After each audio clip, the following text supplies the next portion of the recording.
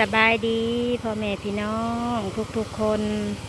วันนี้แม่น้องบางออนสิพาเลาะสวนชุมโรงพี่น้องหรือว่าพาส้มสวนที่ชุมโรงพี่น้องฉีดยาคือเก่าพี่น้องตอนเช้าวันอาทิตย์ฉีดที่ชุมโรงพี่น้องนี่สวนชุมโรงให้พี่น้องเบิ่งไปรอบๆสวนอยู่ที่ชุมโรงพาพี่น้องเบิ่งบัดชื่อสวนนะพี่น้องนี่สวนอยู่ชุมโรงพี่น้องต้นทุเรียนให้พี่น้องเบิ่งทุเรียนหรือว่าเบิ่งส้มสวนทุเรียนเนาะพี่น้องบรรยากาศตอนเช้าๆพี่น้องตะเวนใกล้จะขึ้นมีสวนอยู่ชุมโรงพี่น้องมาสีดอยู่ที่ชุมโรงทุกเช้าวันอาทิตย์เนาะแม่น้องบางออนสิมาสีดยาอยู่สวนที่ชุมโรงกันพี่น้องตอนเช้าวันเสาร์อยู่สวนลุงเล็กพี่น้อง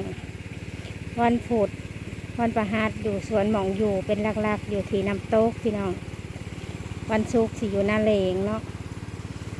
เป็นวันเป็นรอบกันไปพี่น้องแต่ละวันสลับกันไปพี่น้องเลยเพราะว่าดูแลรายสวนเห็ดรายสวนมาแล้วพี่น้องมาแล้วคือได้หลากสายแล้วแบบที่นี้ให้เบิ่งไปรอบๆเนาะพี่น้อง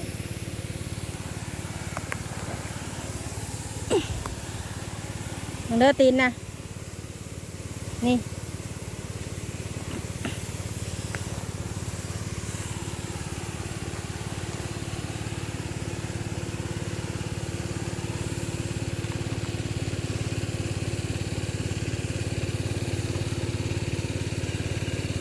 ่วนอยู่ชุมโรงพี่น้องส่วนนี้สิมีอยู่120ต้นพี่น้องหรือว่าภาษาบ้านเพิ่นก็120ต้นมีอยู่120ต้นเนาะพี่น้องสวนที่ชุมโรงนี่แหละพี่น้องเห็นงานสวนทุเรียนแต่บ่มีอย่างไรคือเก่าเหมือนเดิมพี่น้องครบรอบฉีดยาก็ฉีดยาแต่ว่าหญ้าตัดไปแล้วเพราะว่าหญ้ายาวเลยตัดไปแล้วพี่น้องแล้วเรียบร้อยแล้วนี่แหละพี่น้องบรรยากาศอยู่ในสวนก็จะอยู่ประมาณนี้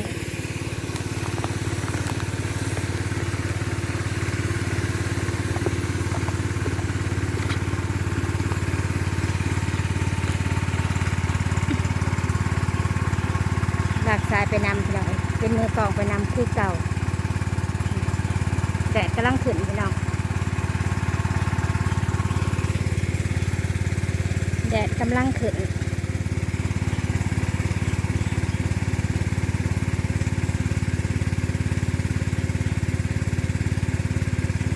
พาพี่น้องชมสวนพี่น้องเห็นงานสวนก็พาพี่น้องเบิ่งสวนเนาะพี่น้องเบิ่งกันละ